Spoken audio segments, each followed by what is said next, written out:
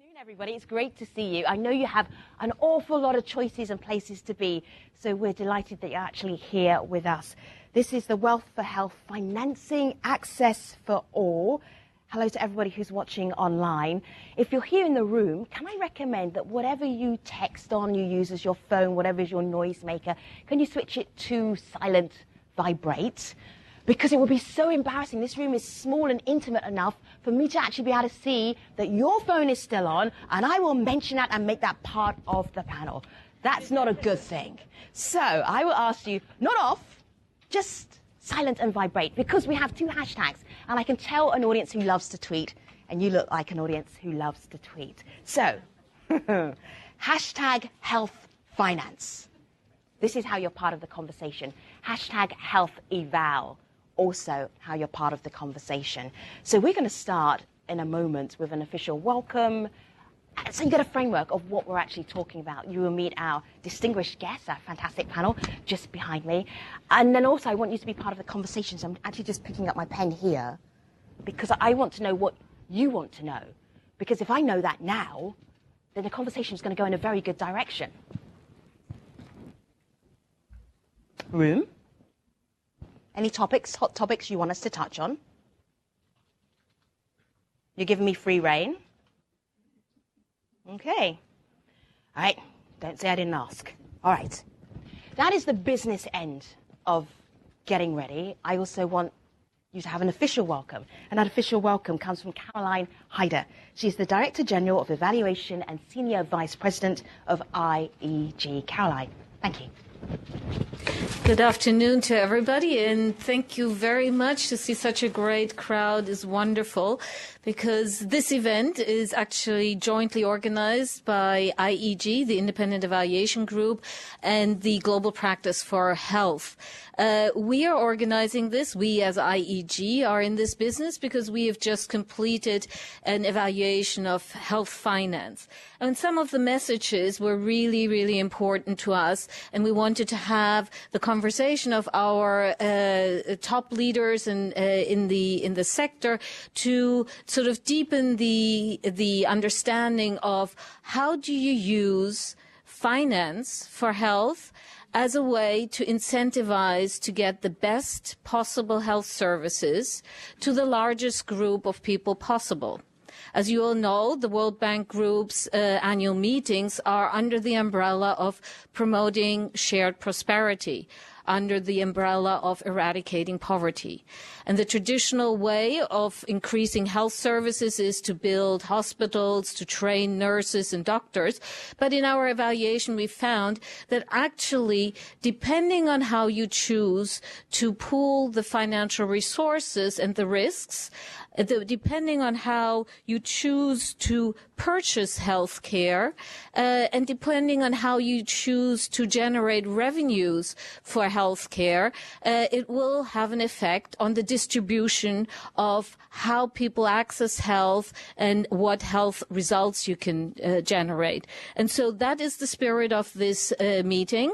And following me, I would like to invite also Tim Evans to give a couple of words of introduction, as this is really a collaboration, and even better so because quite often evaluations are not necessarily so well received, but in this case we had a very good reception.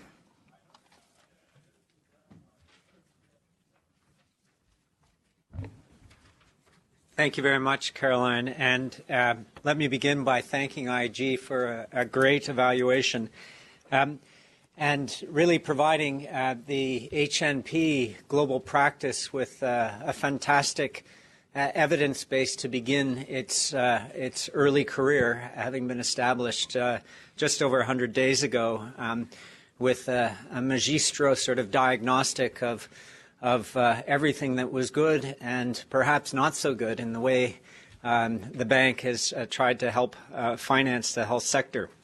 I think from a big macro perspective, we know that there's something wrong, and that is related to the fact that most health financing systems are pay-as-you-go, and that system of financing exacts a very heavy toll in terms of levels of impoverishment and catastrophic expenditure, which takes us exactly in the wrong direction with respect to the two goals of this institution, which are to eradicate extreme poverty and boost shared prosperity. So then the question is, how do we think about financing health in such a way that it's much more fair and equitable? And in that respect, how do we move from a pay-as-you-go system to a prepayment and pooling system? And I think what's very good at this point in time, and it came out in the IEG report, there's consensus on some common core functions of financing systems that extend across all of the contexts in which we work, from low-income to middle-income countries. However, the devil is in the details, which is we can't draw necessarily on either 19th or 20th century prescriptions. We really have to tailor our prescriptions and responses to the realities and contexts of 21st century low and middle income countries, which face multiple challenges and changes. So I really look forward to this panel today to give us some insights on how we can move forward. Thank you. So let me introduce you to the panel. I'm going to start furthest away from me, and we have Kiyoshi Kodera. He's the Vice President of Japan International Cooperation Agency, JICA. Kiyoshi, why are you on the stage? Well, 4.5 years ago, I moved from World Bank to JICA, and my boss then, Mrs. Oganda, the famous person. Oh, sorry, should have. Start that again. It was such a good... Did you hear it? 4.5 years ago? Yeah, okay, great. Yeah. All right, there we go. And she ordered me, you are in charge of health and education. And since then, I became an instant learner for the health sector. What was your reaction when she told you what your new job was? Oh, that's a fascinating area, because I used to work in the Japanese finance ministry, and I wanted to get out from the macro side and focus on some sector. So it's a good assignment, I would say. Okay, very good. Well, congratulations. All right, so Ariel Pablos Mendez is the Assistant Administrator at Global Health USAID. What are you doing up here? Microphone's there. Nice team, by the way. Thank you. No, I think I'm a physician, but over time involved more in global health and in development, and the importance of financing as one of the fundamental functions of health systems has grown in importance recently. USAID is the largest bilateral agency investing in global health, and so we are looking forward to this conversation and to continue to work with the bank and other partners on how we're going to be shaping that future of health financing to make sure that global health will be right in terms of access and cost. All right. You hear me? Yes. Yeah, there's great acoustics in this room, microphone or no microphone. This is excellent. All right, so, for our online audience, I will tweet you the beginning of this panel. It's been fascinating so far. All right, so Rosemary G. Edlium, her title is so long, Rosemary, your title is so long that you're going to have a fantastic answer by the time I... All right, so Assistant Director, the Policy and Planning, National Economic... Oh, wow. Your mic is now off. It's like being on the stream on Al Jazeera English. Okay. Audio issues. I'm used to them. So, for our online audience, one more time. Bear with us. We're going to get out the kinks by the time we start the real conversation. So, Rosemary G. Edilon is also on our panel. Now, her title is so long that by the time I finish saying it, she would have thought up a good answer to what I've all been asking all the panel. So thank you, audience in the room, for laughing at that joke twice. So, Assistant Director General, Policy and Planning, National Economic and Development Authority, Republic of the Philippines. Take a breath. What are you doing here, Rosemary? I am actually a surprised panelist. Anyway, I'm in charge of policy and planning, and aside from that, I'm in charge as well of the Philippine Development Plan. So the Philippine Development Plan covers all possible dimensions, including social development, including the including healthcare. So I'm here to talk about our experience with respect to healthcare financing. Fantastic, welcome. And finally, Professor Reinhardt. He is the James Madison Professor of Political Economy at Woodrow Wilson School of Public and International Affairs, Princeton University. Goodness me, what a lot of letters you must have beside your name. Professor, why are you spending the afternoon with us? Why? Well, my experience is usually people put economists on panels to make everyone else feel intellectually superior. and that has to do with the fact that we can't parallel park cars on Earth. We live on planet Econ. But I'm trying very much to grapple with healthcare as a health economist. And I think that's relevant for this panel. Fantastic. I love this panel already, don't you? Very good. All right, so, Professor, it'd be really good for us to get a sense of what is at stake here. When we talk about how do we improve health financing around the world, what is at stake? What is possible if we get it right? Well, what is possible? Health is actually an input into two different production processes. One is happiness, human happiness. We are all happiness production machines, every human being. And being healthy, you are able to produce more happiness, but being healthy itself makes you happy. But there is a lot of literature that shows health feeds directly into macroeconomic growth as we measure it with GDP. A healthy population produces more GDP per hour and is therefore one of the best ways for economic growth. If people are sick, your economic growth will lag. Sure. Rosemary was just nodding as you were talking there, Professor. What was behind that nod, Rosemary? No, I was just thinking about our strategies in the Philippine Development Plan. Yeah. So healthcare is actually an input to our social development sector. So we have identified two specific objectives for that. One is really to improve human capabilities. The other is to reduce vulnerabilities. And healthcare financing obviously is an important aspect to producing these objectives. Yeah. So for those of us who've not been to the Philippines, not experienced the healthcare that you have there, in a nutshell, what would you describe it? What level is it at right now? We're still a long way, of course, to being developed country standards. But recently, we've made some advances by way of the healthcare financing, and this is really by way of the sin tax. So in January of last year. So you have to slow down. Everybody's like, did I hear Rosemary say sin tax? So we're not talking grammar here. We're talking what? Yeah. Sin tax. It's actually taxes on alcohol and tobacco. All right. Okay. Does the government call it sin tax? Or we call it sin tax. Oh, wow. Okay. Yeah. Just put it out there. Actually, we've had this sin taxes in the early 2000s, but of course there was a strong lobby against it. And it's so differentiated across products of alcohol and tobacco, and therefore there was always a way around it. And it was not actually indexed to inflation, and therefore over time, the amount that we were collecting from the sin taxes were obviously eroded by inflation. And so last year, we made a major reform, increased the tax rate, the sin tax. To what? How much does it cost to smoke in the Philippines? This is like $100 per cigarette. Not really. Okay.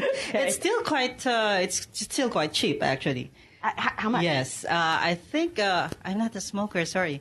All right. That is the right answer. Yes, absolutely. All right. So, but how much revenue are you raising from putting extra taxes on alcohol, extra taxes on cigarettes? Well, from the first year, just on the first year of implementation, we were able to add 46 billion pesos, so that's about $1.1 billion just from the sin tax. All right, as for the online audience, people in the audience here in this room went, wow, okay. Now, does all that money go into the healthcare system? Most of it. Well, actually, 15% of the incremental revenue was earmarked for the tobacco farmers, who we thought at first would be adversely affected by the sin tax. And then of the remaining incremental revenue, 80% will have to go to our national health insurance program. And then 20% will have to go to local government units, and it's really for the improvement of the health facilities. So do you think what you did with the syntax, can that be replicated? Professor. Of course you can. Yeah. No, you could that we do too. I mean, one could extend it, but it gets more complicated. For instance, you could put a tax on foods that are harmful, sugar or fat. This is very controversial, though, isn't well, it? it's controversial for two reasons. The libertarians in America will say, well, I use sugar and fat responsibly. Why would you tax me? So you have that argument. But the other one is that a lot of people who have two jobs and rely on fast food, you would tax them heavily when they really have no choice to have healthy food. And there's a huge literature on the fact that a lot of people eat unhealthy food because that's all that's available. I invite you to look at any airport. Can you have a healthy meal at any airport? I don't even know how pilots stay so thin because the junk food. So that gets more. I had suggested in jest that we should have a syntax every time a politician lies. Whoa! Universal health care, bang, yes, right? That would be 20% of GDP, and we need only 17 of them. Right. That would work. Ariel, for something a little bit more serious, okay, if we're talking about fundraising here and we're talking about something more serious than taxing politicians for lying, Ariel, where can we go? Well, we can go to many places because the opportunity is now growing. While most of the international community has been quite attuned to the flat budgets in the advanced economies, we have seen in the last decade or two a transformation in the economies of what used to be called the developing world. GDPs are growing in most of those countries. Africa in 2000 was considered a lost cause. Now is the fastest growing region in the world. Growth in economic development is accompanied by pretty much a predictable increase in health expenditure as the demand for happiness and well-being and health increases. So although that... Can you give us a more specific example of that? Because I think right now all of us are thinking about Ebola in certain countries that really don't have enough health investment. So, and you mentioned the African continent, so I'm struggling to actually think, well, where were you talking about? Right. China, health expenditure with growth has increased almost 20 folds in one generation. The economy is driving much of that. I come from Mexico, and in Mexico also income per capita has gone fivefold in the last 20 years, and with that, health expenditure follows in a very predictable track, so that indeed resources are becoming available. This fundamental phenomenon of first law health economics, called by some, is a headache in rich countries because all the politics and the fiscal constraints.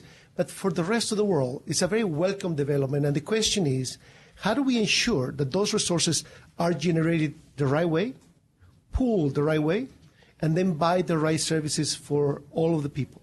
And that is what health financing is having now a great opportunity. Many countries, Larry Summers, who many of you know, led a commission on the future of global health.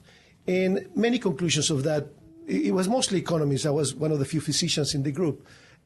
But Larry, who's good with numbers, and he says there's no better investment opportunities than investing in health. The generation of resources in terms of GDP is $9 to $20 per every dollar that you invest today in health. Now, we have achieved a lot because of that success in development. In the last 20 years alone, 100 million children's lives have been spared. 100 million children's lives. This is incredible. The population has more than doubled in the last generation, but the number of kids who were dying went down from 17 million a year in 1970 to 12 million in 1990 to close to 6 million now. We are now looking to the end of preventable child and maternal death. Our generation will deliver this for our civilization. All of the rest of the world will approximate the levels of mortality that we enjoy today in advanced economies. This is happening as we speak. It deserves an investment. Financing is fundamental. Right now, for the middle-income countries, as they're moving with their economic growth, they will probably afford to pay the gap needed to realize this grand convergence that I referred to in the mortality of mothers and children. For the low-income countries, some will. Half the countries that were low-income in the year 2000 are now middle-income countries already. So it's a great opportunity. We still have to support those who are behind and will need traditional investments, including West Africa, where as a whole we were a bit underinvested to begin with. But in many other places we are seeing great opportunities, far more capacity to be created. So financing is going to be key as to how we organize the health sectors going forward. Something that jumped out at me when you were talking just then, you said the right way. So there's an ethical, there's a moral approach to how you finance health systems, health services. Is that what you're saying? I would say that there are many actually which will be good ethically. So there are many ways to organize your financing. Eventually, we have to look at society as a whole space. Your spending is growing. It can either grow because we raise the taxes. It can either grow because people are paying out of pocket. It can either grow because people are paying into private insurance. It will grow. The question is, what is the best way to organize? The one principle that is very clear is do not do it out of pocket.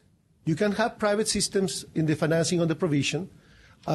Many people will prefer public financing with perhaps a mixed service provision, but stay out of pocket. Right now in Africa, growing economies, health expenditure growing too.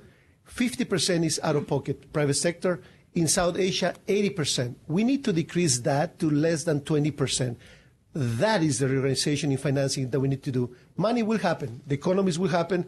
One tax or another will manifest those resources as the economies allow them. But organizing them away from out-of-pocket expenditure is the most important thing we can do. Ariel, would you hand the microphone to Kiyoshi? Yes. I would like to talk about Japan 60 years ago, back in 1950. We don't have a universal health coverage, but the good thing is that there was a big political debate between the Conservative Party and the Socialist Party. And everybody wants to win the vote because 30% of the Japanese population didn't have insurance. So insurance for everybody is the right sort of the slogan for both parties. And they competed each other for the better the financing system.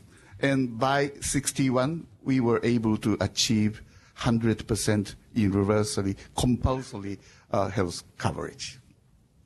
So, Professor, there's two parts to this conversation we're having today. One is how do we finance health services, support them better? The other one is equitable, fair. How are we able to make them fair? Something that you pointed out when you talked about taxing junk food is that the people who would be most penalised would be the people who actually can least afford to be penalised. Have you worked out that conundrum? Well, we're working on it all the time. And as a matter of fact, in the U.S., I just gave a talk on Capitol Hill. The dilemma in America is that healthcare has become very expensive, but the income distribution is running away from us, so that literally half the population of the United States could not afford, with their own money income, to pay for the health care they consume. So in the most developed country, you have a problem now of fairness and equity. But that really means that the message Ariel put out, we have to persuade people, A, that healthcare is really an important ingredient in economic growth. And I think the evidence is there. As you say, Larry Summers presided over this commission. The second thing, we have to persuade the politicians and the population that we're not wasting money in healthcare delivery. And we do at the moment. So we should learn from one another. I believe, for example, in the United States, at some point, people in India will teach us good industrial processes for healthcare. We can actually learn from emerging markets. And then the third is the moral mission. To what extent should I be my brothers and sisters' keeper in healthcare? And that is a message you have to reinforce and reinforce, particularly as the income distributions everywhere become more unequal. Our Gini coefficient is pretty close to China's in the U.S. And it's going to be increasingly difficult to have an egalitarian healthcare system. I think in the OECD we have an index called Kakwani Index that measures fairness. Switzerland is the least equitable in the European community. I think Germany, England are much more equitable. And so we know how to measure this. The real point is not that. The real point is to persuade people that this is actually good for a society. Sure. Kiyoshi, how do you do that in Japan? How do you persuade people that they should be paying a little bit more so that they have a better healthcare system? Well, in fact, the 50% of the health expenditure coming from insurance premium, and the government subsidizes 40%. And we don't have any. Of course, we have a sin tax, but no earmarked tax system. So simply general expenditure goes to the system, and the amount is 120 billion per year, big. And so sin tax didn't make up for everything. Now, the challenge is how to cope with aging society. And this is a really, really big headache. And also, we have two big systems in our social health insurance system. One is employer-based insurance system. The other one is community-based insurance system. And community-based insurance system, municipality, town, village is the insurer. And sometimes, depending on the situation, the municipality or the local government is so poor. That's where the central government subsidizes. So also this percentage, 40% is a law. And this number hasn't changed from 1964. And we are hanging on, but elderly care cost is really expanding. So this is really the challenge. And what is the source of the funding? Simply, our consumption tax rate is still very low compared to European countries or even with the United States. Government just raised from 5% to 8%. And this increase will be spent for pensions and health system. Very clear. Can I add one more? That's a very important point. I mean, sin taxes are good, but there's not enough sinning, actually, to finance. Yes, I mean, Rosemary doesn't even smoke, so it's not even that helpful, right? But traditionally, social insurance system, which I personally favor, had used the payroll as a tax base. And I know Taiwan, when it started in 1995, they have social insurance. It was all payroll and government. And no one taxed investment income, capital gains, so they have a Generation 2 financing where they set all income, whether it's payroll or capital gains, investment income, rental income. And I think anyone who is contemplating that, particular emerging markets, I would say start out there so that you don't have that fight later, which always is a nasty fight. Just simply say it's plausible to tax all income. It's an ability to pay system. And I don't know why people who make a lot of money on Wall Street should not go to the cashier's window and contribute. Why should it be just workers? Wow, that's a great idea. All right, hand the microphone to Rosemary. Not enough sinning, okay, to actually fund your health care system, although it's doing pretty well. What else are you doing in the Philippines? Or is that it? Well, actually, this has come at the time then that we have been growing in terms of GDP, and this enabled us to increase the budget for our Department of Health at least twofold, and not all of that's coming from the sin tax. So the sin tax was actually earmarked for the funds of our social insurance system. Yeah. So we have we do have a lot of still government subsidy going into the national government and the local governments. Our healthcare provision, that's another problem that we're trying to address now, is that it's been fragmented. The primary healthcare system is actually being administered by and managed by our local governments, supposedly so that it will be closer to the people that it's serving. And then the tertiary care is managed by our national government. But over time, we have seen that, again, you have differences in the quality, because some local governments are good, some are rich, some are not. And so now we have just, let's make this more equitable. And so now you have national government also financing a lot of this, the facilities, a lot of these healthcare facilities. But before they do that, the local government units has to demonstrate some good governance, improvements. Okay. Yeah. We're talking about funding, global funding, Ariel, for healthcare systems, and USAID is doing a lot of work in this field. What's the best return? If you're looking at health, where do you go? Okay, let's put our dollars into this because this shows such a huge return on people's health that it actually is a benefit. Kiyoshi was talking about they're going to have to work out how to fund the elderly, but is there somewhere that you can actually hit maybe earlier on that's really going to help the health of a nation, perhaps? Where would that funding go? Health has many great value interventions. Probably the most important one right now, particularly in Africa, is investments in family planning. Family planning not only empowers, and we're talking quantitatively here, probably the most important investment, family planning, particularly in Africa, empowers women, leads to a demographic dividend of 2 or 3% growth in your GDP over 20 or 30 years, and it actually helps save lives in so many ways. So it's an issue that can be tricky in some audiences, but the rest of the world has already moved there, and today is probably the most important one. For children, we were just talking about early nutrition. Early nutrition not only save lives now and have people be better in terms of education and work, but also early nutrition can help preempt adult obesity and the chronic complications that then will plague older societies. Children today, because of the success that I spoke of before, now nearly half of the children are now dying in the first month of life. Many of them in the first minute, the golden minute, they cannot breathe or they get infected.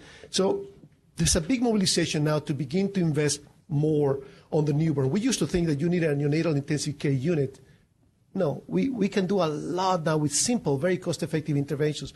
So we can do a lot, but this is talking about the disease investment. We also believe that you need to engage the capacity of the countries to generate more resources and invest those resources in their own people. So the theme of financing and taxation is very important. USAID has invested a lot in that capacity as a development agency. First, the national health accounts, the systems of national accounts, so important. We didn't know. A lot of the things that I spoke of earlier are the result of data. We didn't have data. Now we have a lot of data, and we can get a picture. It's far complex, of course, very interesting and evolving, but national health accounts has been a very important piece. The USAID, the bank, WHO, OECD, and others have contributed. Second, capacity to educate also parliamentarians and capacity to in the ministers of finance. Ministers of finance need to think not only what slice of their budget goes to health. They need to be think how is society investing in health and how can they use their role to shape that future.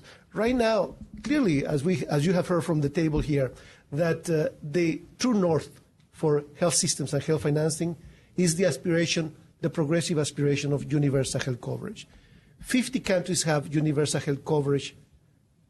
Another 50 are halfway there, and another 50 are ready to engage if we can support them with some capacity. We are doing some of that work. We need to do a lot more. If only 40% of humans have the insurance, public or private, that you spoke to, only 40%. We certainly can double that with the same money, because the money is growing, but it's not growing in a pool way. If we can organize the financing, we can double the coverage on our way to universal coverage from 40% to 80% in the world by 2030. See, I'm really intrigued by what Kiyoshi, Ariel, Rosemary, and the professor have to say about how do you get healthcare to the poor. Because we're sitting here in the World Bank, and they say by 2030 we have this audacious mission to cut extreme poverty. Just get rid of it by 2030.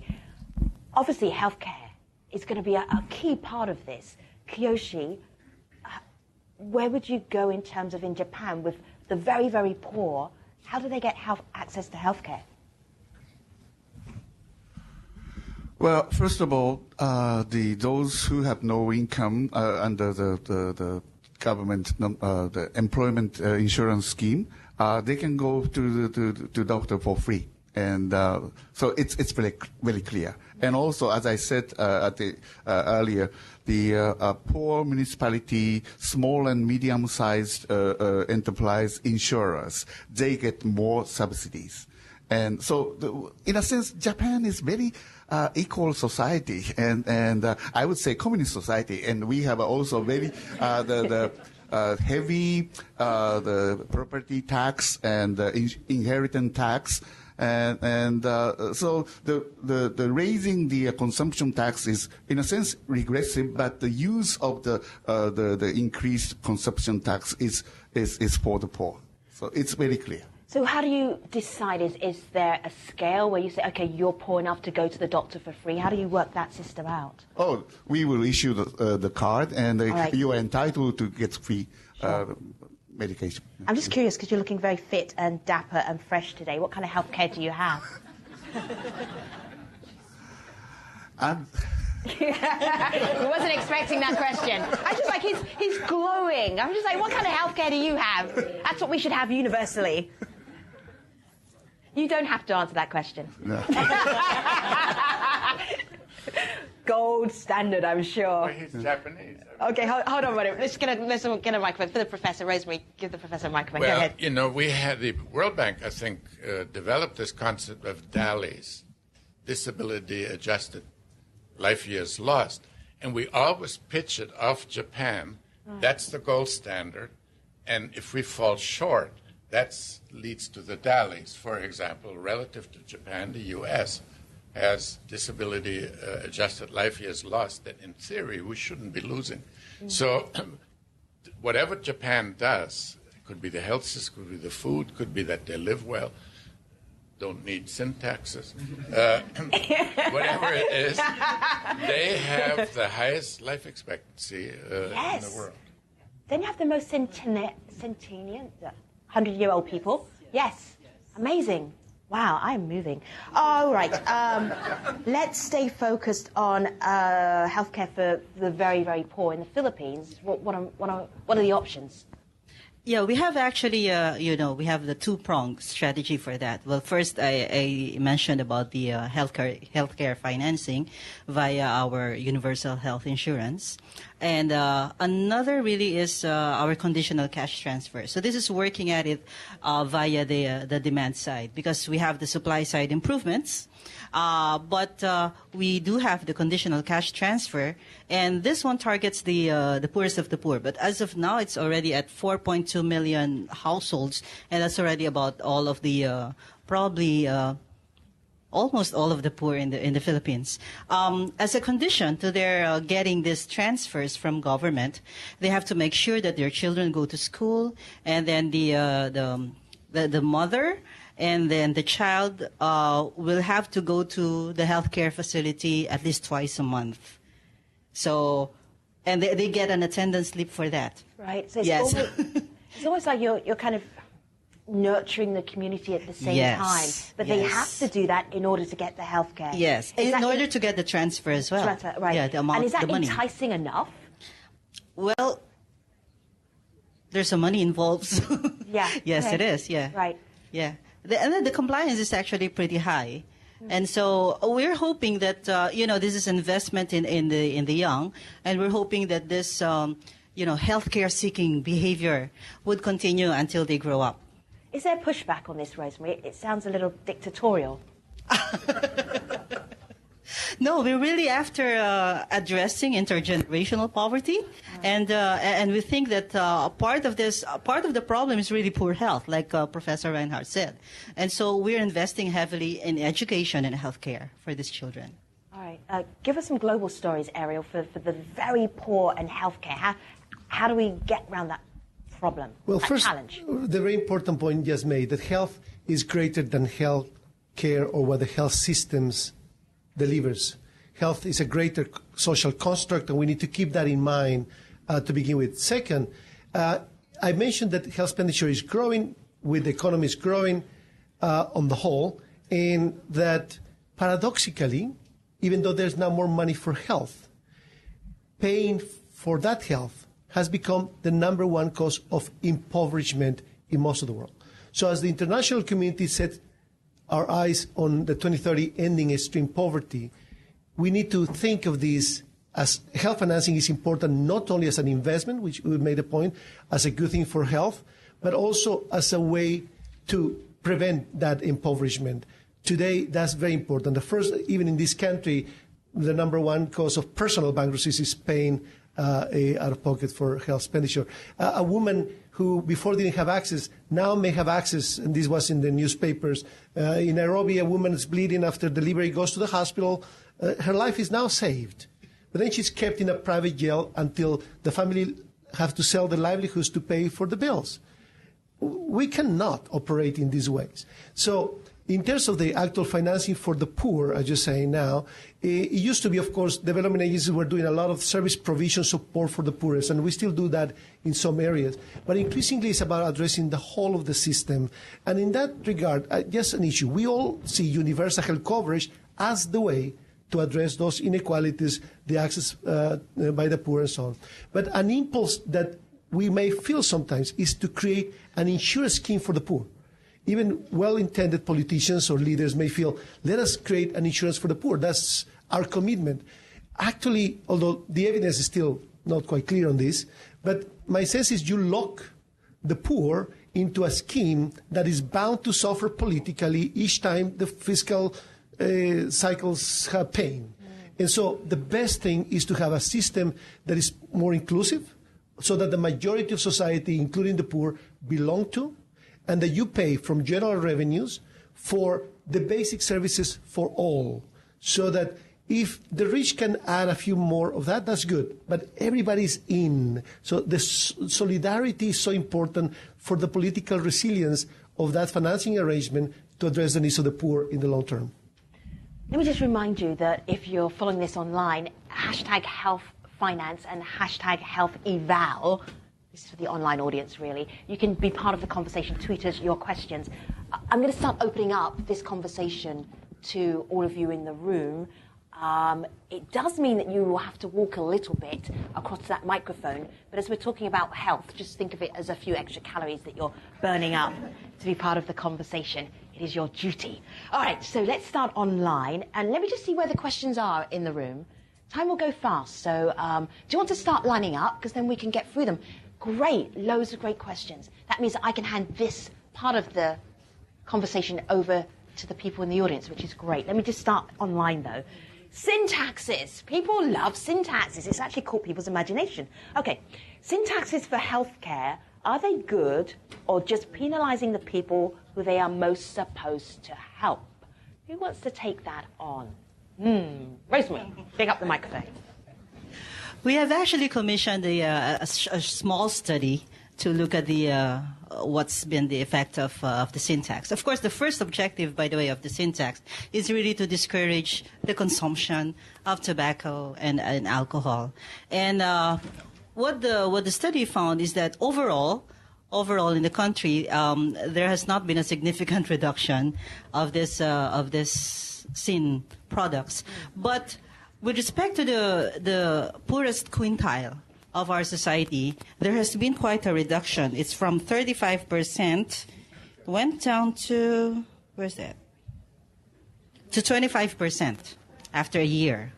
And then among the 18 to 24-year olds, it went down from 35% down to 18%.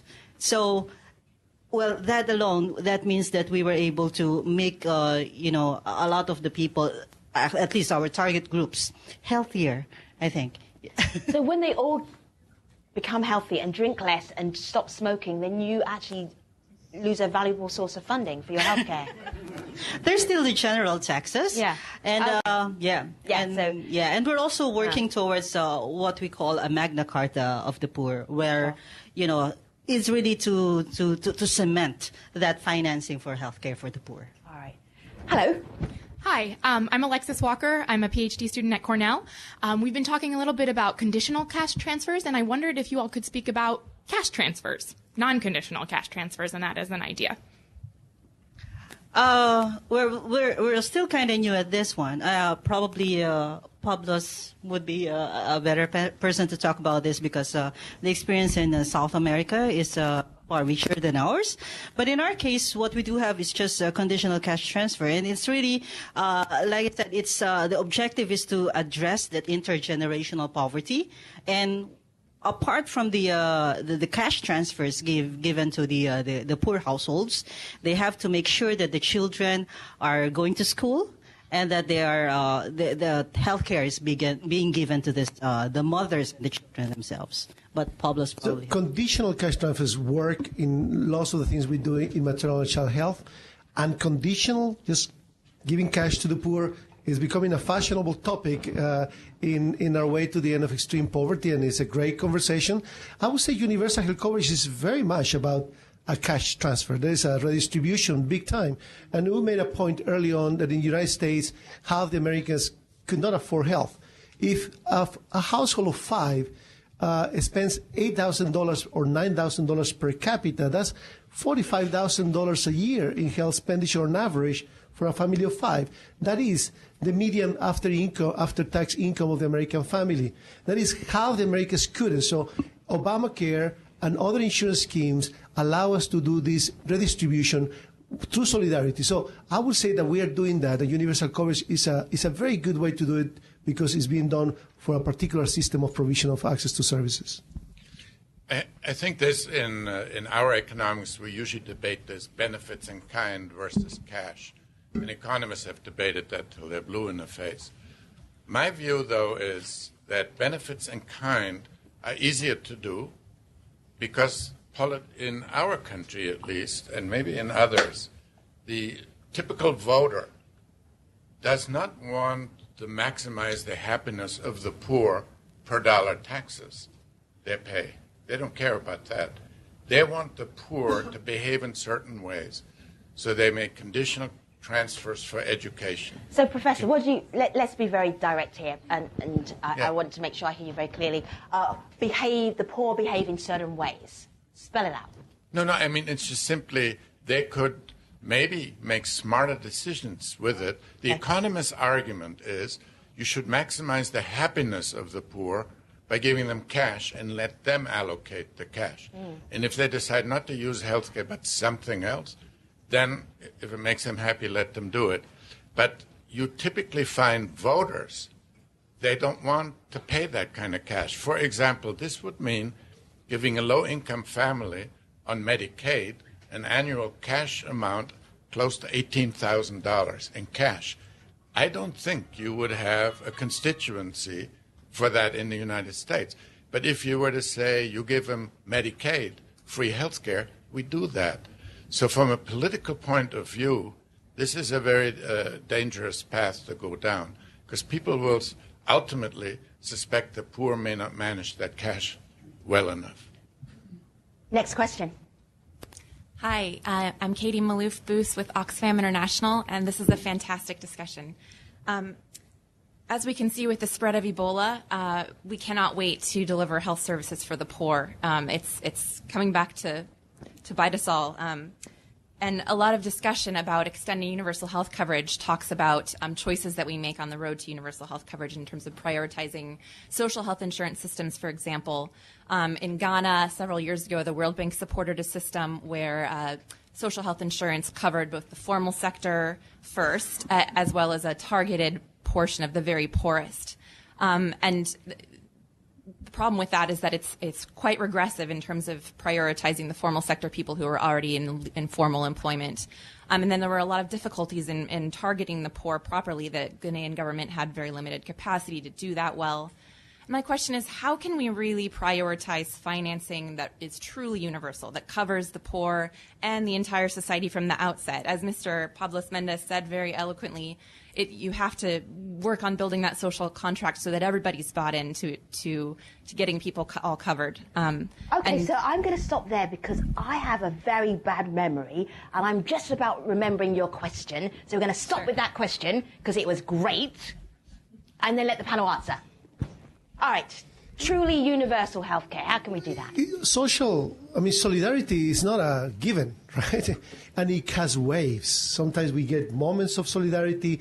Leaderships can do it. But is the politics of Japan competing, or the very first scheme that the Germans did with the Kaiser? At the time, there was a lot of labor movements in Germany, and so he wanted to be okay with the left. So he invents employer-based insurance. And then the other alternative model, tax-based general revenues financing, the British government does at a peculiar moment. I don't think we will have those often. I don't want them, which is they were almost destroyed by World War II, and their health systems had been turned to the military. So the government was already doing the services. Everybody was together, so they could induce what I guess Oxfam will say that would be a great model, even better than the Japanese. But most likely what you're going to have is two things: an occasional political spark of an election, and you will have, more importantly, this growing trend on the economics that will enable the organization of financing towards universal coverage. A country that is very poor, $500 per capita, spending 2 or 3% total, it's very hard to organize the financing. But many countries are now moving to the $1,000 to $3,000 per capita with 4 or 5%. And I will say to you, that is the sweet spot for reform. For those who advocate to organize universal health coverage, actually, people will thought, well, how can you imagine that in Ghana? Well, Ghana is doing it and is learning from early mistakes, but is doing it. Thailand, Turkey, many, Rwanda. So many countries are doing it. But the 5% of the early transition is very important because later on, once you approach 9% like South Africa, and if you haven't done it, your political and fiscal hurdles will only grow and magnify exponentially as your economy grows and the percentage that you spend in health grows with that economy. It's not linear, it grows. So it can be done. It's best to do it around that time because we have this wave of transitions taking place right now, an economic transition around the world, the success of international development in some ways. We have an opportunity to get it right, to have countries share, to get the bank, as they have already committed to provide that technical assistance to universal health coverage, the WHO and others. This is an important moment for the international community when it comes to a very important sector getting right the financing. Ariel, give the microphone to Kiyoshi. Yes, just a little bit of advertisement. Yesterday, we have a wonderful book launch ceremony, and the Japanese government has funded the World Bank to work on the 11 countries case study on the UHC. And starting from Bangladesh, Ghana, to Japan, France, and Peru. It's really universal study, and it just came out yesterday. So read it, and nobody is perfect, and there are so many ways to how to get there. And this is a start, the book to start. And this moment was brought to you by Kiyoshi Kudera. Thank you. Very nice. I didn't realize we had adverts in this panel. I like that. All right, next question. Hello, I'm Tanya Dmitrachenko from the World Bank. You started this discussion about talking about ways in which health and wealth can move in a positive direction together, a win-win situation. But this is not always the case. Often we have ministers of trade and commerce from developed countries promoting the export of tertiary hospitals and high-tech medical solutions that are not necessarily cost-effective and that have contributed to cost escalation at home. At the same time, the development agencies are promoting the adoption of cost-effective solutions to expand universal health care coverage in developing countries. So my question is, what are your agencies doing to address this apparent contradiction at home? Thank you. Well, first of all, we try to both directly invest in services supporting the poorest, and that usually means cost-effective primary health care, community health care services, and working with the whole systems to build a more equitable platform. And then we talk to people like Guy and others in IFC to make sure that as they invest in private sector, that there's private sector that fits in the growing economic envelopes of those countries. Because you're right, if you invest in a tertiary care hospital in the city, well, I wish it was simply additional. My concern is that it eats into other possible investment of the same pool of resources for that country. And that is something we need to avoid. And also it's likely to be unsustainable, although politically they can be a success, and it would just be distortive of the health financing of that country. So I am agreeing that those things we shouldn't do, and we have here the community that leads that. And so there are many. I am all for private provision, and there are market ways to do that, but it has to be done in a way that doesn't distort the distribution of the levels of service provision in an economy that is still growing. Rosemary, I saw you nodding. Do pick up the microphone and share your thoughts with us. Just as Ariel was speaking, you were like, yes, I agree with that. Yeah. Yes, I agree with that. Yeah. Anyway, I told you about our conditional cash transfer earlier, and that really is giving this cash to the poor families, and in under the condition that they send their children to school, and that healthcare is they get regular healthcare. In addition to that, we have actually strategically embarked on a healthcare facility development program. So say that one more time. Healthcare facility development program, improvement of healthcare facilities. Right. So we have this list of our conditional cash transfer beneficiaries across the country, and then we have already identified what the access points is, where the access points are, and then on the other side is you have government supporting the improvement of this healthcare facilities, so that we require them to go to healthcare facilities. We want to make sure that they're provided the best care possible. So that's how we were able to do. And by the way, that healthcare provision is also for free, and also the education that they get is also for free. So we just want to encourage that health-seeking behavior. Let me go online for an online question. Rosemary, do hand the microphone to the professor.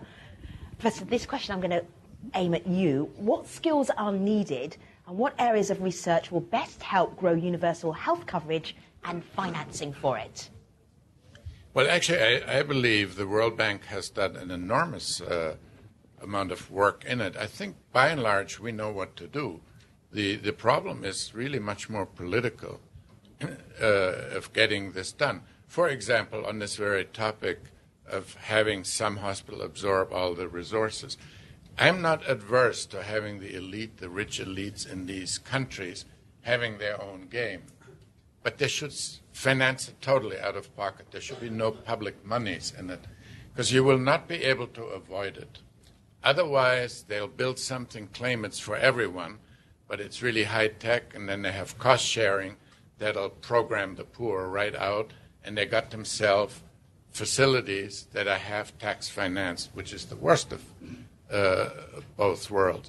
And you have to realize that depending on the income, take China, for example, those are so vastly different societies within China that maybe initially a one-tier system with total egalitarian financing and delivery is difficult to do. I would say, for example, in China, you have the urban migrant workers. They don't necessarily have an address. You can't collect premiums from them. You better have just clinics so they can walk in and take care of them. For the working people, you can use social insurance, the Bismarck model. And then the rich will have their own thing. The only thing, you should be really careful that they don't put their paw into the public trough and also finance their health care. That should not be necessary. And then as you go up, for example, Taiwan in 1995 decided to have universal health insurance, and I think Taiwan is a really good case to study. They decided to go completely egalitarian, but completely. Why? Because they could afford it. They had a sense of community that, for example, even in the U.S., we never developed, social solidarity. I don't know if that came out of World War II, whatever it was.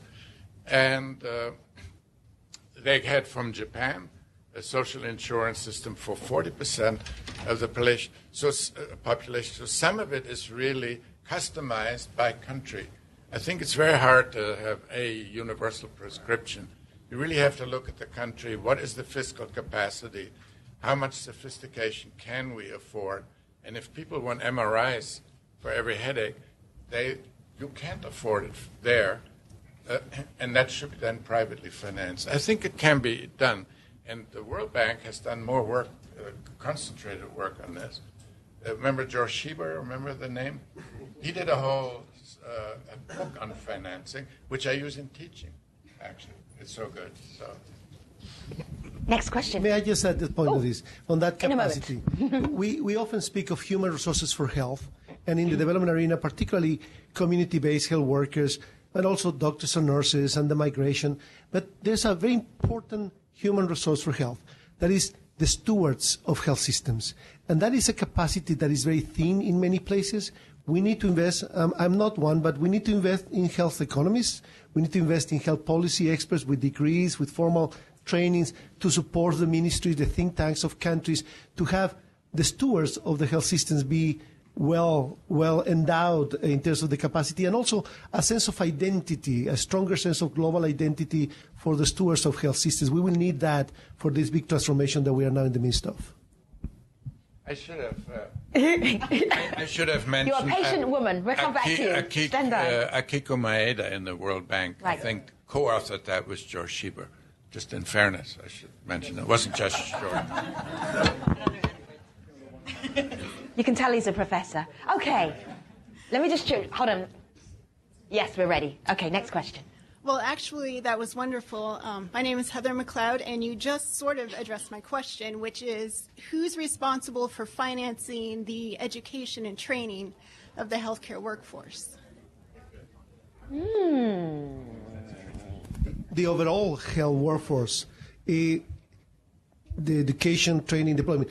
60% of the budgets of most governments go to pay for salaries. About 60%.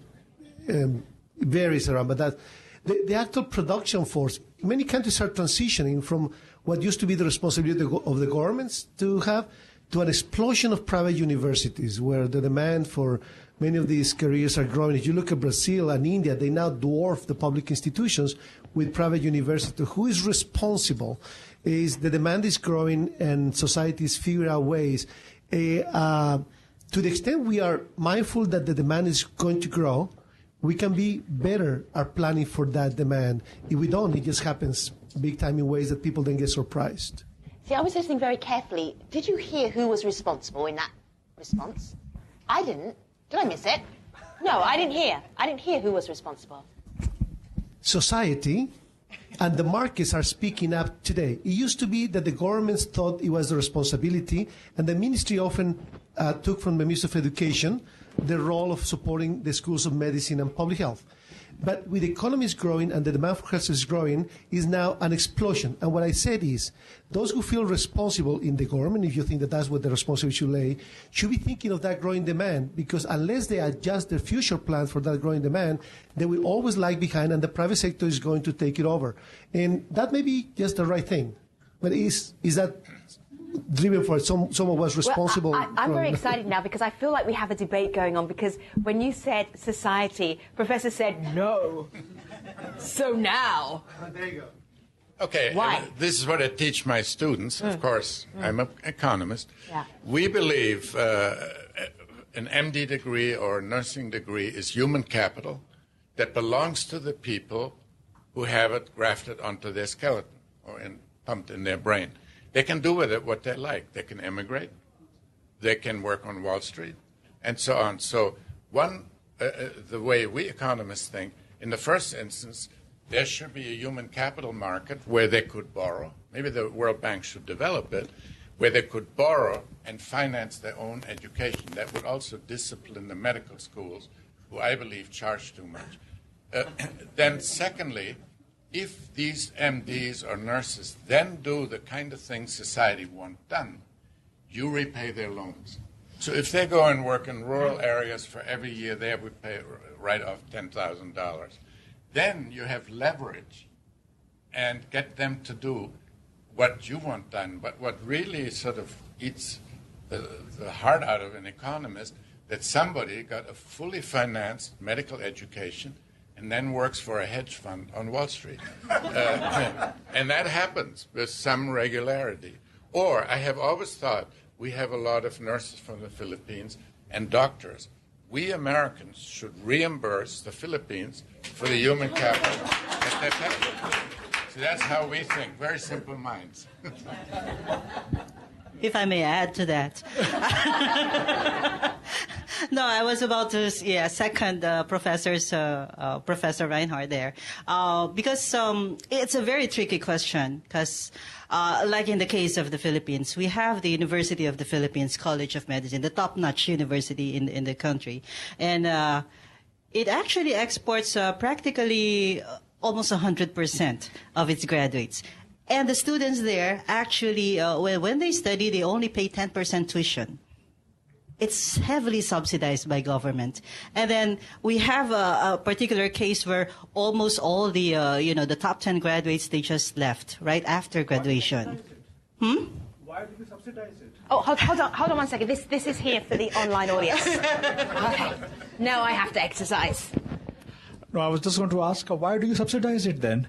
And why should, why should we pay for those nurses who come here? Why should they not be paying back to you because they got the whole thing for free? Then they should be doubling, tripling, quadrupling what they send back to you. Yes. Yeah, exactly. Yeah, actually, when you're in UP, then it's heavily subsidized because the entry is quite difficult. It's the University of the Philippines, so it's. And supposedly, they have the social conscience. But of course, we were wrong in that. But you get winners, you get losers. I graduated from UP myself, and I'm in government, so So you there you go. Great. Okay. Wow. See, that was why I wanted your question to be answered, because that was really interesting, right? All right. Next question. Yeah. Thank you very much. So I'm giving first a simple example. I'm coming from one of the lowest income countries. This is Mali. I have the experience of tertiary care, namely hemodialysis. We started 20 years ago with 17 patients, and now we are about 600 patients for the whole country. And the question was, who is going to pay for the treatment in hemodialysis? So one treatment costs in our country around $200. And there is no, even the rich one, who can afford to pay $100 three times a week. So what we decided, or what we come up, is to fill in democratic principles. If the health system in the country is directed to primary health care, and the question I gave at the time to the minister, are you going to finance hemodialysis in Mali? He told me straightforward, with one patient of hemodialysis, I'm going to pay for 100 pregnant women.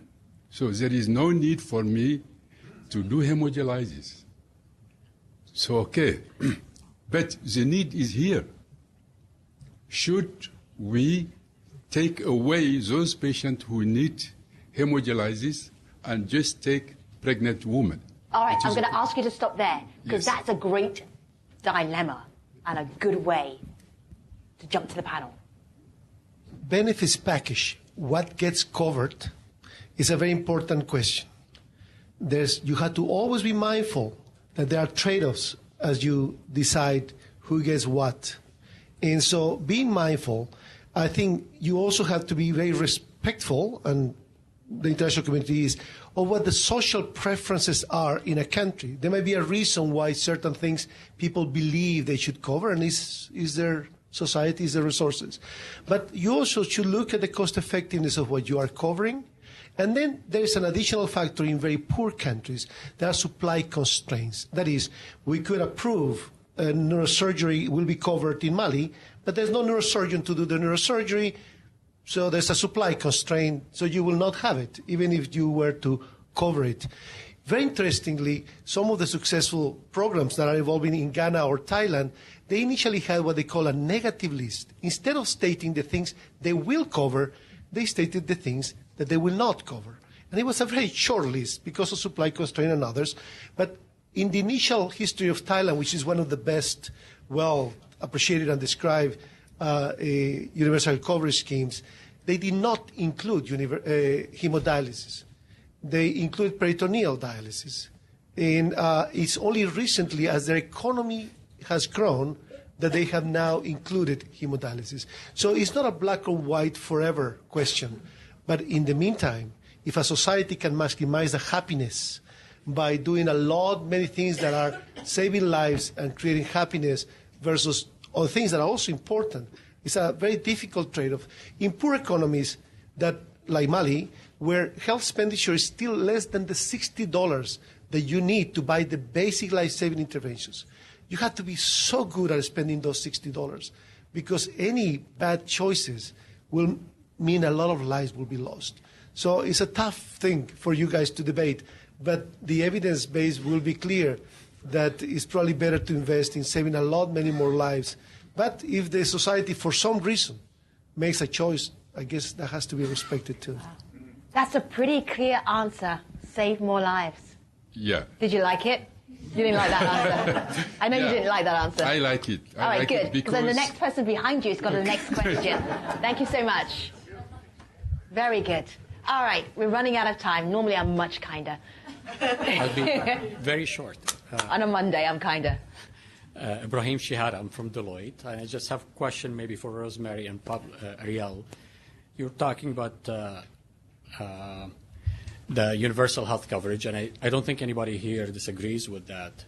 Question is, can you make it financially viable? How did you do it in Philippines, especially in countries where you have a majority who are living below the poverty line? So. Okay. Hey, Rosemary, do you want to start? Yeah, so in the case of the Philippines, we have probably 80% coverage now of our social insurance. So some of it is payroll taxes, and but a huge part is really from the sin tax. So these are being used to pay for the premium of the indigents. And so all in all, we cover 80%. And again, for as long as there will be many sinners, then we have that covered. But then, of course, we also want the outcome that there will be less of this. And like I said earlier, there is now an ongoing bill being debated in our legislature for a Magna Carta of the poor. And so this one will spell out the Bill of Rights. And one of the provision really is on health care. And if that one gets into a law, then as a matter of course, government will have to foot the bill for the indigents. And for all the rest, it's pretty much covered when they get to the formal sector. Yeah. My answer is that you should not think of universal health coverage or reaching universal health coverage as increasing your health expenditure. And I know that this challenged an immediate logic. But it is indeed the case that Japan, with $3,000 per capita, buys the better health system that you will refer, versus the United States spends $8,000, $9,000 per capita. So spending more doesn't get you closer to universal health coverage. Spending less can do it. Thailand, less than $500 per capita, and they have quite an amazing system. So it's not the amount you spend, it's how you organize the spending. And if Rwanda can have now over 90% health coverage, very basic package, but they're well organized. That's what it should be about. So you should not be afraid. When Mexico started reform for universal coverage, we had some benefits package already in 2000, and it was spending an amount of expenditure. Later on, when the reform was completed, Mexico was spending now more. People may think, well, there you are. You increase your coverage, you increase your expenditure. But when you look in relationship to the growth in the GDP of Mexico, Mexico was exactly on the same regression line that it probably would have been without having extended the coverage to universal health coverage. When we compare internationally health spending per capita in purchasing power parity, you find the U.S. spends twice as much per capita than Canada, Germany, France, and these countries. But when you actually look, why is that so? It's all prices. In fact, we consume in the U.S. fewer hospital days, fewer admissions, fewer doctor visits, eat fewer pills. But everything you can mention will cost 2 to 3 times as much. You can have a normal delivery in Canada, 3,000, here 6 to 15,000. And maybe American babies are better quality, I don't know. But I don't think so. I think it's just all in the Hear the prices. laughter in the room. I don't think the audience thinks so either. So I think the trick is early on to get control on prices. Obviously, if you pay too little, you don't get the supply you need. But when you pay too much, you don't necessarily get extra supply because no one can afford this stuff. So in the U.S., we have the odd situation that our prices are so high that often we ration poor people out of health care, which is something I think one should debate. So that is an important ingredient. How much you pay and how you pay doctors and hospitals is very important in international development. Just one point. In Japan, we have a very meticulous fee schedule system. And how it is decided, it's politics. And the negotiation between the health ministry and finance ministry, and comes a medical doctors association connected to the ruling party. And every 2 years, that fight is there. However, successfully, we were able to contain the cost for at least for the past 40 years. And in the future, that's a big question. I know you'll be disappointed to hear we have 5 minutes left together. Where did that time go? Wow. All right. This question is going to be a great one. I can feel it. It will be simple. Yes. My name is Christina Yarrow, and I'm with the U.S. Agency for International Development, and I focus on the Asia region specifically.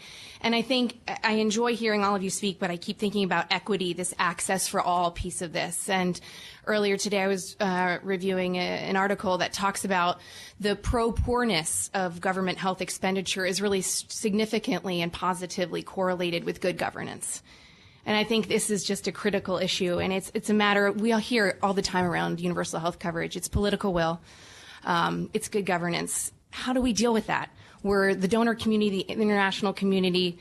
How can we make headway there? It seems entrenched, it seems sticky, and very, very challenging. So since you're the best minds, I thought you'd all have the answers, and then we could go home and do all of our jobs better. But thank you. Go ahead, Rosemary. Thank you for that question. Actually, you're right. Political will really has a lot to do apart from the political lies. But over the past decade, what was the impetus really was the MDGs of the UN that was agreed upon by a community of nations. And in these MDGs, you have a lot of health-related indicators. And this one actually, because we really need to build a constituency for this, for healthcare for the poor. It's not really a particularly, acceptable a subject, especially for the very rich. But because you have this, MDGs, you have this pressure that you will be reporting on your accomplishments on the MDGs. That actually provided a lot of this impetus and gave the nudge to our political leaders to really push it for that healthcare financing. As I recall, the World Bank had a thrust on governance, didn't it? At some point, was very much interested in it, and the Millennium Goals have governance particularly in it, because it is certainly true, and you're quite right, governance is essential. Leadership is one. That's different from governance, though. To have a vision to do it, you need a leader. So, Professor, let me just ask the room. I think it's the SDGs that have got governance in, and the Millennium Development Goals didn't have too much governance in. Oh, I thought maybe I'm wrong. I think we're looking at the post-development 2015, and they were saying, actually, we can't do all this unless we put governance in the mix. So we're going to see it coming up for the next 15 years. It's not the first time an economist has been wrong, but no. But I really do believe, and the other ingredient you need. No heckling from the audience. We're nearly done. The other ingredient, though, is a good civil service that can administer this. And again, you have to pay it's not just having doctors and nurses. You have to have a civil service with integrity and smarts that can actually implement, because every health system is complex.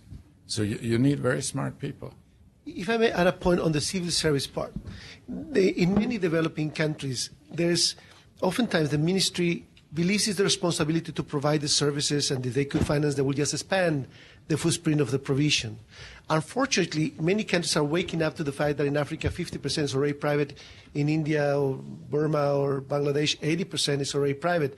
Once you are in that situation, insisting in expanding your public provision is politically headache, because you are confronting four-fifths of your system, and you need to multiply times 5 your civil services job. So on the provision of the services, there has to be a willingness to have a mixed system in many places. But you need to have in the civil service the capability to organize that, the regulatory capacity, the financing skills to get it done. And I think governance is tricky, but in terms of universal health coverage, 3 ingredients. One is the economic transition helps. Sometimes growth helps. Sometimes crisis helps. So the ups and downs of the economy are opportunities. Second, elections where political platforms and leaderships and promises come.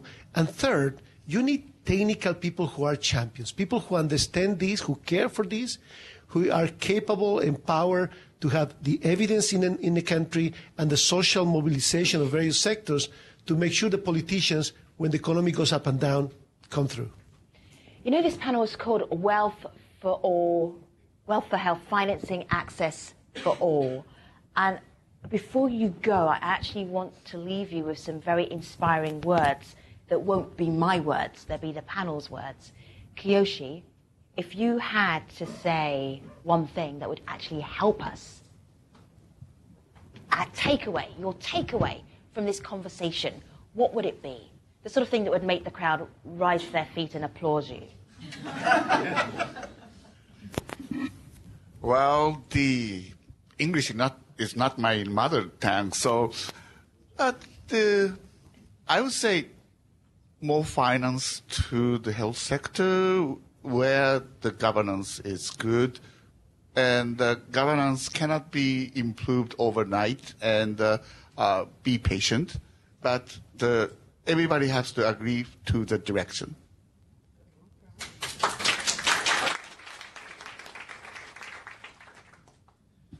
See if we can get the applause to build. As we were coming in, we would share a paper on the role of the private sector in health systems, and I wish I had brought another paper that we wrote in 2009, and the title is All for Universal Health Coverage. And I would say that that's what this should be about, because maybe a fourth ingredient to those governance issues is if there's an international realization that this is the right thing for the world, then many countries will begin to align with that. So I think All for Universal Health Coverage is my top line.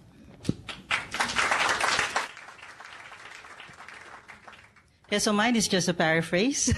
So, like I said earlier, we really need to build a constituency for healthcare for all. And so I would say it should be, health is wealth. Where did Rosemary get that phrase from? Professor. As an educator, you have to start young. You have to somehow sell the idea to people that social solidarity is actually a good thing.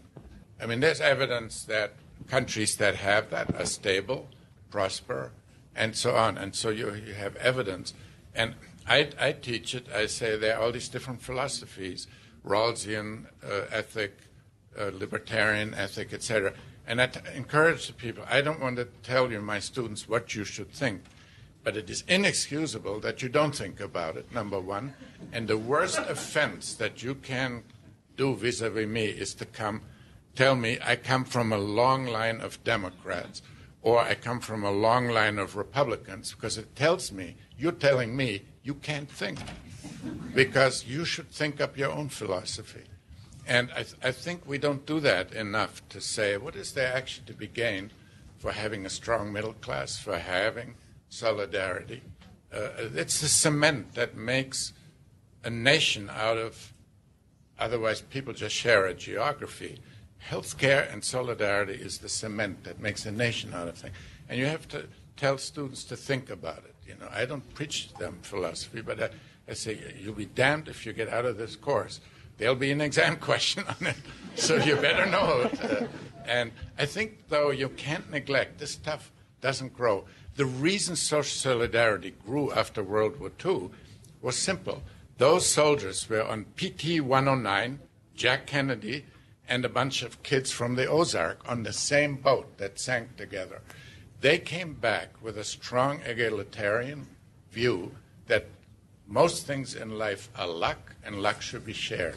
My students today at Princeton, I'm not so sure they have that philosophy. They think luck is deserved, and you shouldn't share it. A lot of them, anyhow.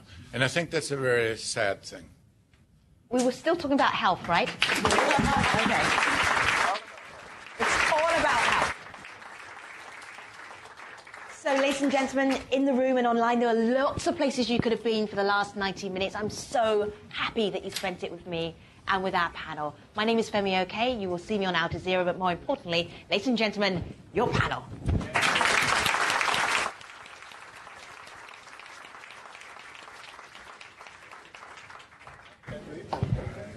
Thank you.